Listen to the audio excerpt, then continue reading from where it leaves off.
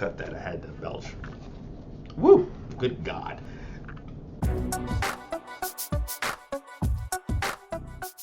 One problem that could easily be solved, that could probably be and should be the first step after the road to healing, is sentence disparity. It's a problem that's bipartisan. Almost every single person in the country that knows and understands about criminal justice agrees that sentence disparity is an issue. It's a problem that Obama has even attempted and slightly actually addressed. Sentence disparity is simple. Two individuals commit the same crime, but for some unknown and unforeseen reason are sentenced completely differently. Oftentimes, sentence disparity occurs because of wealth, because of political access, and yes, even sometimes because of race.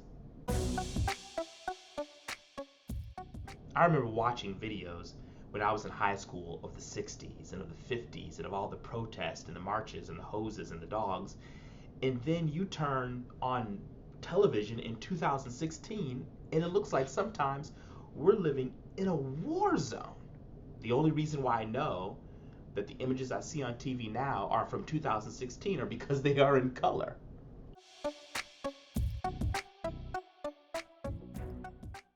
In the wake of the police shootings, in the wake of the funeral, you always hear the politicians and the celebrities and the prominent figures and those that are well-to-do come out and talk about healing.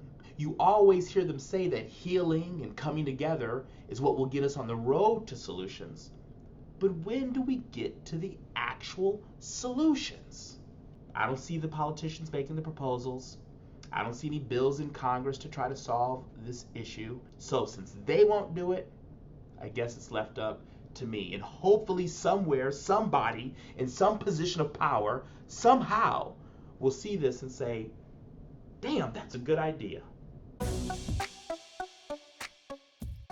I never became a lawyer. I was always interested in the law, but I was just interested in how this justice system works. How do the ideals that everybody finds and talks about in the Constitution, how does it, words are always great on the page, but how does it really work?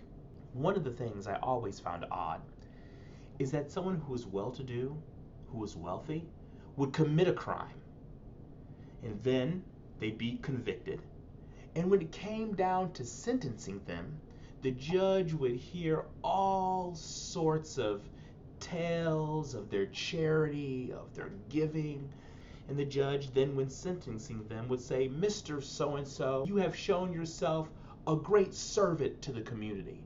And because of that, instead of giving you 10 years, we'll only give you 2 years. And then you would see someone poor come along. Someone who worked a retail job. Someone who didn't have time to go to a soup kitchen because they only made $12 an hour. And the judge would look at them and sentence them to the full 10 years. Why? They had no one to stand up for them.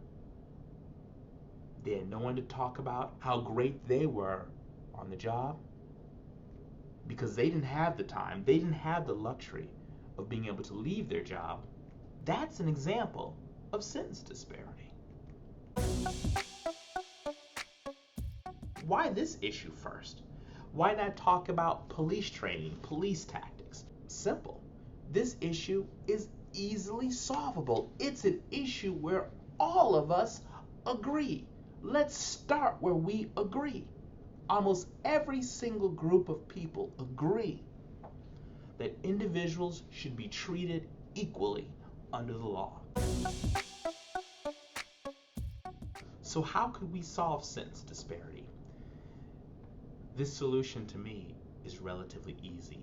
The reason why we don't want to do it is because somehow when somebody goes into the system, we believe they're less than human. We assign them a number, we put them on a bus, we send them far, far away, and we forget about them. it's time for that to change. We have 11 to 12, I believe, federal districts. Start a commission in each one of those districts of 10 to 12 people made up of experts in that field. And that board is charged with one thing only: looking at every single sentence, every single judgment that comes out of a court, and making sure that people are treated equally. And then the commission, when finding those sentence disparities, can go back to the original judge, to the original court, and say, look at our data. I'm not saying the commission will overrule the decision of the court, but what it will provide is that third independent eye to the justice system, ensuring that our justice system does indeed remain blind. My name is Autry. Thanks for watching. You can find a more detailed proposal and more information about me on the web, autrypruitt.com.